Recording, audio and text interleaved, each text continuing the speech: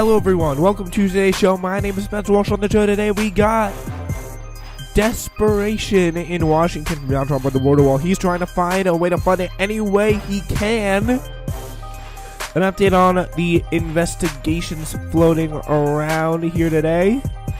And an update on the possibility of more Democrats jumping in the race in 2020. It's time to get the world in 15 minutes.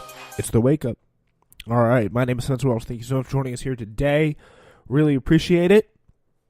And the number today, as we start at the White House, is $23 billion. President Trump signaled he'll sign the bipartisan border security deal hatched by Congress that secures the $1.38 billion for 55 miles of physical barriers on the southern border, averting another government shutdown this week.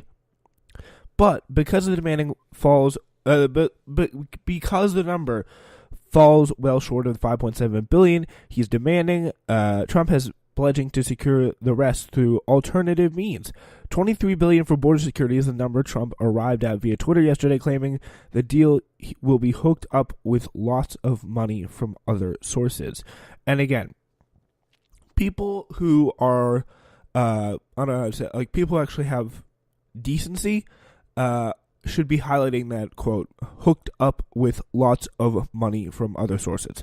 Like, because what that screams to me, and this is something, again, he's talked about in the past, is diverting funds from disaster relief areas like Puerto Rico, who he thinks don't deserve it. Like, I know. Hurricane destroys the whole island. Neglect and abuse from big Wall Street from Wall Street loaners, and corrupt businessmen. The island's in a shambles at the moment. The people really have nothing wrong to do with it. And he's like, yeah, they don't deserve it. I mean, a hurricane just hit their island.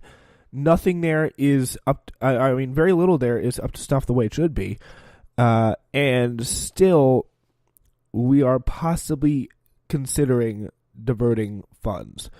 So, like, there was, and that's what, I mean, I don't know how likely of that chance is going to, I don't know how likely that is it's going to happen, but David Begnaud, who's been covering Puerto Rico for CBS News in a big way on this, he actually tweeted out, and this is quite interesting, he said, let's see, this is a way back. So yeah, he said Puerto Rico remains in bankruptcy. Bodies are backlogged at the morgue. 9/11 calls take 1 to 3 minutes to be answered. There's a water rationing due to drought.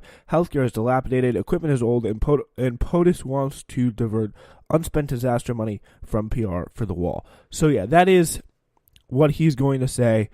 So what is he going to say at the moment? That's what he wants to do. Like, that's the importance. And if you really want someone good on Twitter to follow about Puerto Rico, to stay into it, and I think you should, because Puerto Rico has been suffering a lot lately.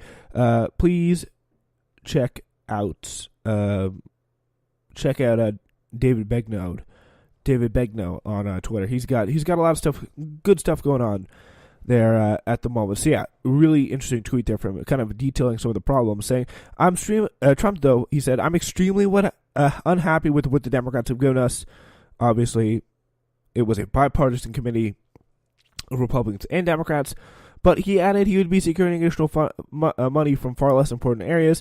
The White House has been identifying various ways to patch together wall money through executive action, shifting around funding from existing programs and or by declaring a national emergency. The latter choice is more political risk, though, because Republican lawmakers have indicated support for finding the wall money in whatever way possible. He ought to feel free to use any tools he legally can use to enhance his efforts to secure the border, said Mitch McConnell, adding that Trump's got a pretty good deal here, saying, quote, I do think most Republicans believe he has the authority and determination to get money through other means, but prefer that it happens through Congress. It's not a national emergency, said a senior GOP aide on the Hill. At this point, it's clear POTUS should take executive action, Representative Mark Meadows tweeted. Lindsey Graham says he thinks Trump will reprogram money and also declare a national emergency. Absolutely, is what Graham asked when he thought about that, because he's well short of what he needs. That's from ABC News reporting on that scenario. Yeah, so that's all very interesting stuff. Possibility of a national emergency is disturbing, but the real thing is whether he takes money again from disaster relief areas. That's going to be something interesting to watch. I think that probably the most important thing is if he does decide to reprogram the money, and that'll really declare a national emergency because he's facing such kind of resistance and blowback on it, and he wouldn't even declare one end of the shutdown. So it shows you where his head is at on the idea of declaring a national emergency. But the idea that he takes money from other sources and diverts it to the wall is going to be very important to watch what and where he takes it from. So that's what I'm going to be watching, and I will let you guys all know about it when it happens. But the emerging consensus among Acting Chief of Staff Mick Mulvaney and top budget officials is shift away, again, as I said before, money from 2 Army Corps of Engineers flood control projects in Northern California, as well as disaster relief funds intended for California and Puerto Rico. Yeah, not good. Not good stuff. Like, those people, like, they need to get back on track. There's going to be more threats facing them. Like, hurricane season's supposed to get worse and worse. Wildfires coming back in areas like California. And yeah, so it's not good stuff. Not good stuff at all. Like, they need that money very, very much so. The plan will also tap unspent Department of Defense funds for military construction, like family housing or infrastructure for military bases, according to 3 sources familiar with the investigation. So yeah, and this is all again for a pretty useless wall. Senator Roy Blunt and others pointed to specifically to a military program providing for construction of roads and fences to block drug smuggling, which Blunt said could offer $881 million for the president's purposes. So wow, so that if he does actually do that, that would be a huge waste of money because this is roads and fences to block drug smuggling. So apparently that's what's supposed to do, and it'd probably be more effective at doing that than what the wall would be, because yeah. That is one of the biggest. That's probably one of the biggest sadness. Makes you want to put your head in your hands when you read something like that. So there has been various interpretations of this deal and Trump's reaction and response to it among conservative commentators. Ann Coulter said Trump's talks a good game on the border, but it's increasingly clear he's afraid to fight it. Called this his Yellow New Deal. He can portray it as a win because the Democrats were offering zero, nada, even though it's less than what Trump said he wanted. Rush Limbaugh said on his radio program, the president can continue in his efforts. So it's a win. Rush Limbaugh thinks it's a win there. President Limbaugh and President Coulter are divided on this. Trump is not only fighting the Democrats, he's also fighting the Republicans on immigration. This is a cram through and pushed by mostly never Trump crowd. Laura Ingraham tweeted, so it seems to be, I don't know, I guess something between there. This is a loss, though, for the president and his signature campaign issue in Republicans on the Hill. That's just the truth of the matter. He wanted $5.7 billion. He wouldn't say anything less, and he got pushback on it. Like, what there really was a bipartisan compromise among people who really don't care that much about the issue. They don't really feel too strongly about having a wall there. So the Republicans, they did kind of had to relinquish a little bit. They came up with something that really everyone could be satisfied with. $1 billion in terms of general government funds isn't the biggest thing. It's not one of the biggest things to it's not one of the biggest things to waste. Like it's not a very big sum of money to waste. Is pretty much what I'm saying here. So that's an important thing to realize here. Everyone though we talked to just said they wanted any deal to prevent shutdown 2. That would be a really disastrous thing. I think I really had got the sense just watching the events through the week that the people are going to go to pretty extraordinary lengths to stop that. If Congress did, though, want to commit the ultimate act of defiance against Trump, they have one tool at their disposal. NPR's Tamara Keith took a little bit of a look at Congress's ability to rescind an emergency declaration under the National Emergencies Act of 1976. In the 40-plus years since the law was passed, only one member of Congress has ever exercised this power. George Miller of California, a former representative, is a Democrat, introduced a 2005 resolution saying President George W. Bush issued a proclamation saying government contractors could pay workers less than usual for recovery-related projects, justifying it by saying the conditions in Hurricane Katrina constituted a national emergency. But Miller and the other members of Congress called the move an insult to people doing disaster relief work.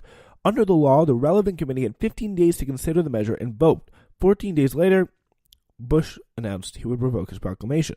This is the closest Congress had ever come to rescinding presidential emergency under the 1976 law. So this was, again, post-Watergate era and the Vietnam War, when Congress was reaching to claw back the power from what was then known as an imperial presidency. At the time, there was nearly 500 emergency-related statutes on the books, granting the president special powers when he declared national emergency, with little ability for Congress to constrain the president, said Keith. If Democrat-controlled House were to pass it, the Republican-controlled Senate would have no choice but to vote on it under the law. Several Republican senators have been cautioning the president not to put them in that position. So, yeah, a lot of times Congress they have a history of being against this kind of stuff. Yeah, they really do. So, especially regardless of party, I mean, I guess the thing is, senators, they don't like being kind of pushed around and forced to do things under like national emergency power, and it would put them the idea of a national emergency in a pretty tight situation, because, of course, obviously some of the hypocrisy of how long they've spent just calling out Obama for pursuing immigration policy through executive action and things like that. Like, it's just, again, not a very good situation to be in. Not a situation they really feel comfortable with, you can tell, at this point in time. So, yeah, that's a little look on what could happen there if things went out the way they do.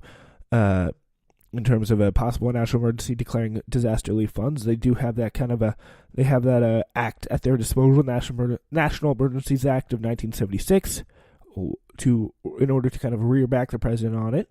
There already is, though, as we look at that, we already do have a pretty strong resistance on Congress, so it'll be interesting to see where that whole plays out. That whole all that situation, all that stuff plays out. All right, we're gonna move on now, and we're gonna head outside the Beltway, where there are some late bloomers in the presidential race, but there already is a multitude of Democrats who have thrown their hat into the ring for the highest office in the land. One of them, it's probably gonna win the Democratic nomination. I don't want to say be president because it's a little bit premature, but there's likely more to come. On Monday night, former Democratic Representative Beto O'Rourke delivered a campaign-style speech at a rally on the border across the street from Trump's event in El Paso. While O'Rourke's night had all the hallmarks of an advanced work of a 2020 event, no special announcements were made. O'Rourke is not the only politician still pondering a 2021 run at this point. Michael Bennet of Colorado, and also bigger names like Bernie Sanders and Joe Biden are still biding their time. But here's the thing. How much longer can they wait? Well, there is no historical standard at this point in time. Over time, the official launch dates of candidates who won the Democratic or Republican nominations don't seem to show a clear pattern. Jimmy Carter announced in December 1974. That was 700 days before the 1976 election, so pretty early. In 1980 to 88, the winners all announced less than 400 days before the election, but from 1996 onward, the announcements came earlier.